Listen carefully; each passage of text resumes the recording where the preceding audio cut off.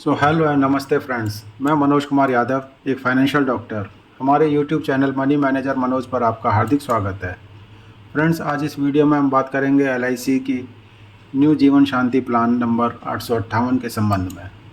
Friends, आज जब हमारे किसी के पास पेंशन नहीं है, तब यह पॉलिसी हमारे भविष्य के लिए बहुत ज़रूरी हो जाती है। वैसे भी भारत की अर्थव्यवस्था काफ़ी तेज़ी से बढ़ रही है।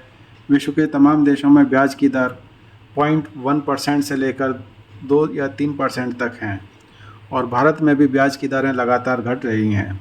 अतः आप अभी यह पॉलिसी लेकर अपने उज्जवल एवं सुरक्षित भविष्य के लिए एक निश्चित आय का स्रोत बना सकते हैं। एलआईसी अपने पुराने बीमा धारकों को जीवन अक्षय पॉलिसी में आज भी 12% का रिटर्न दे रही है।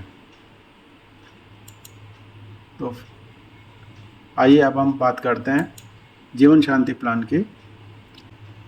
सबसे पहले इंट्रोडक्शन।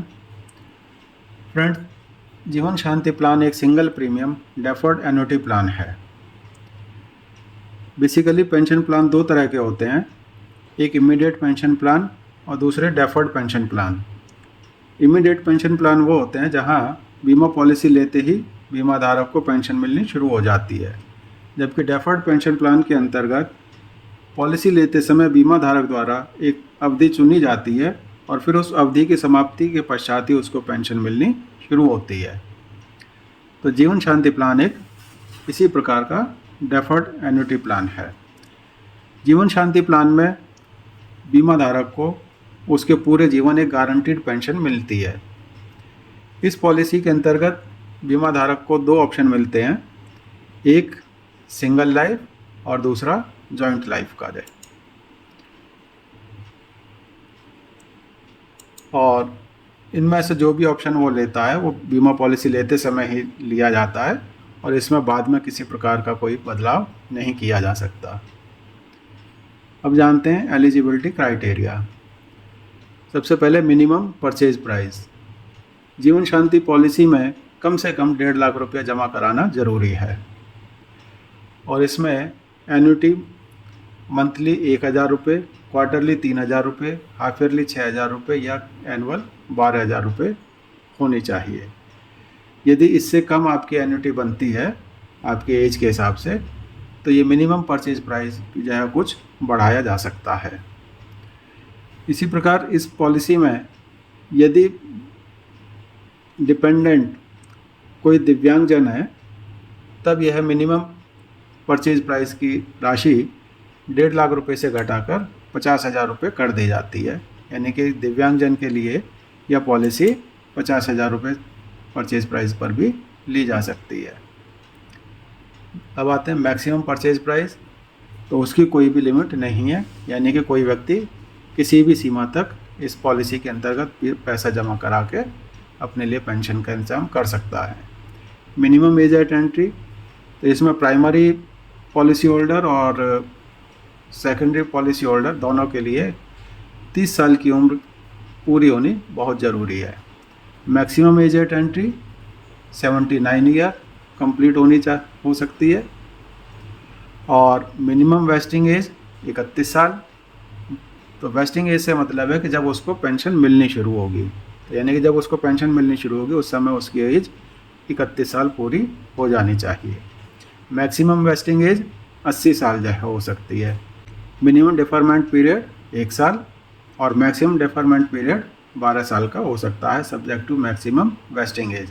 यानी कि अगर कोई व्यक्ति 75 साल का है तो वो ज़्यादा से ज़्यादा 5 साल का डिफरमेंट पीरियड ही ले सकता है, और कोई 79 साल का व्यक्ति है तो वो ज़्यादा से ज़्यादा 1 साल का डिफरमेंट पीरियड ही ले सकता है। जॉइंट लाइफ में पॉलिसी लेते समय इस पॉलिसी में कोई भी पर्सन अपने स्पाउस के साथ में, अपने बहन भाई के साथ में, अपने पेरेंट्स के साथ में, अपने ग्रैंड पेरेंट्स के साथ में या अपने बच्चों के साथ में या अपने पोते पोती वगैरह के साथ में भी ले सकता है। प्रीमियम मोड, यानी कि ये पॉलिसी सिंगल प्रीमियम में ही उपलब्ध है। मोड ऑफ एन्युटी पेमेंट, तो इस पॉलिसी के अंतर्गत बीमा धारक ईयरली, हाफ ईयरली, क्वार्टरली या मंथली मोड में पेंशन ले सकता है। इंसेंटिव से मतलब है कि इस पॉलिसी में परचेज प्राइस जितना ज़्यादा होगा तो उतना ही इसमें पेंशन का परसेंटेज बढ़ जाएगा। यानी कि 1.5 लाख रुपए से लेकर के 4,99,999 रुपये तक प्रीमियम पर एक निश्चित ब्याज दर है, और 5 लाख रुपए से लेकर के 9,99,999 पे ब्याज दर कुछ बढ़ जाती है। इसी प्रकार 10 लाख रुपए से लेकर 24,99,999 तक ब्याज दर और थोड़ी बढ़ जाती है, और 25 लाख रुपए या उससे ऊपर के परचेज प्राइस पे ब्याज दर और बढ़ जाती है। वैसे यह ब्याज दर बीमा धारक की उम्र, डेफरमेंट पीरियड और परचेज प्राइस इन तीनों पर ही निर्भर करता है। ऑप्शंस, तो इस पॉलिसी के अंतर्गत बीमा धारक को डेथ बेनिफिट पेमेंट के संबंध में 3 ऑप्शन मिलते हैं, जिन्हें वह पॉलिसी लेते समय निर्धारित कर सकता है या अपने जीवन काल में बाद में भी इनमें परिवर्तन कर सकता है। सबसे पहले लमसम डेथ बेनिफिट। इस ऑप्शन के अंतर्गत बीमा धारक की मृत्यु की दशा में नॉमिनी को एक मुश्त भुगतान डेथ बेनिफिट का कर दिया जाता है। Number 2, annuitization of death benefit. इस ऑप्शन के अंतर्गत बीमा धारक के न रहने की स्थिति में उसके नॉमिनी को डेथ बेनिफिट का भुगतान नहीं किया जाता, बल्कि उस राशि से नॉमिनी के नाम पर एक इमीडिएट एन्युटी प्लान LIC की तरफ से दिया जाता है। नंबर 3, इन इंस्टॉलमेंट। इस ऑप्शन के अंतर्गत बीमा धारक के न रहने की स्थिति में नॉमिनी को डेथ बेनिफिट का भुगतान अगले 5 साल में किया जाता है, और यह मंथली, क्वार्टरली, हाफ ईयरली या ईयरली मोड में भी हो सकता है। सरेंडर, यानी कि यह पॉलिसी लेने के बाद में बीमा धारक इस पॉलिसी को कभी भी सरेंडर कर सकता है।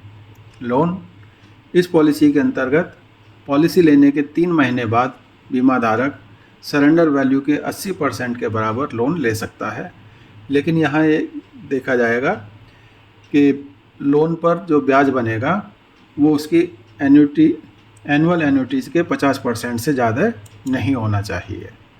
अब बात करते हैं इस पॉलिसी में बेनिफिट्स की। सबसे पहले देखते हैं ऑप्शन 1 यानी कि सिंगल लाइफ में, और इसमें भी सबसे पहले ड्यूरिंग द डिफरमेंट पीरियड। तो डिफरमेंट पीरियड के अवधि में बीमा धारक को किसी तरह का कोई भुगतान नहीं किया जाता है, लेकिन इस अवधि में यदि बीमा धारक की डेथ हो जाती है तो नॉमिनी को डेथ बेनिफिट का भुगतान कर दिया जाता है। आफ्टर डेफरमेंट पीरियड, तो डेफरमेंट पीरियड ख़त्म होते ही बीमा धारक को पेंशन मिलनी शुरू हो जाती है, और उसने मंथली, हाफ ईयरली, क्वार्टरली या ईयरली जिस मोड में भी पेंशन का ऑप्शन लिया होगा उसके अनुसार उसको उसके जीवन काल में पेंशन मिलती रहेगी, और बीमा धारक की डेथ के बाद में नॉमिनी को डेथ बेनिफिट का भुगतान कर दिया जाता है। अब देखते हैं इस पॉलिसी में ऑप्शन नंबर 2 यानी कि जॉइंट लाइफ। तो सबसे पहले ड्यूरिंग डेफरमेंट पीरियड, तो इस अवधि में प्राइमरी एन्युटेंट या सेकेंडरी एन्युटेंट को LIC से किसी भी तरह का कोई भुगतान नहीं किया जाता है, लेकिन इसी अवधि में लास्ट सर्वाइवर की डेथ के पश्चात डेथ बेनिफिट नॉमिनी को दिए जाते हैं। अब देखते हैं आफ्टर डेफरमेंट पीरियड। तो आफ्टर डेफरमेंट पीरियड प्राइमरी एन्युटेंट या सेकेंडरी एन्युटेंट या दोनों में से जो भी जब तक रहेगा तब तक उनको पेंशन मिलती रहेगी, और लास्ट सर्वाइवर के पश्चात में डेथ बेनिफिट का भुगतान नॉमिनी को कर दिया जाता है। अब इसको एक एग्जाम्पल के द्वारा देखते हैं। एक मिस्टर द्रोणा जिनकी एज 50 साल है और 25 लाख रुपए परचेज प्राइस यानी कि 25 लाख रुपए वो जमा करवाते हैं, और इस कंडीशन में प्रीमियम जमा होगा उनका विद GST 25,45,000 रुपये, और यहाँ वो ईयरली पेंशन मोड रखते हैं। अब यहाँ ऑप्शन नंबर 1 के अंतर्गत यानी कि सिंगल लाइफ की कंडीशन में यदि डेफरमेंट पीरियड 5 साल का लेते हैं तो मिस्टर द्रोणा को 2,26,875 रुपये सालाना पेंशन जब तक भी उनकी लाइफ रहेगी तब तक मिलता रहेगा।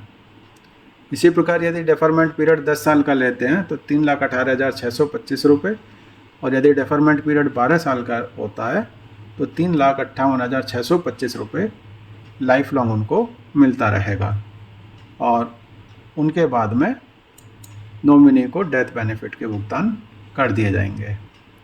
अब इसको देखते हैं ऑप्शन नंबर 2 में।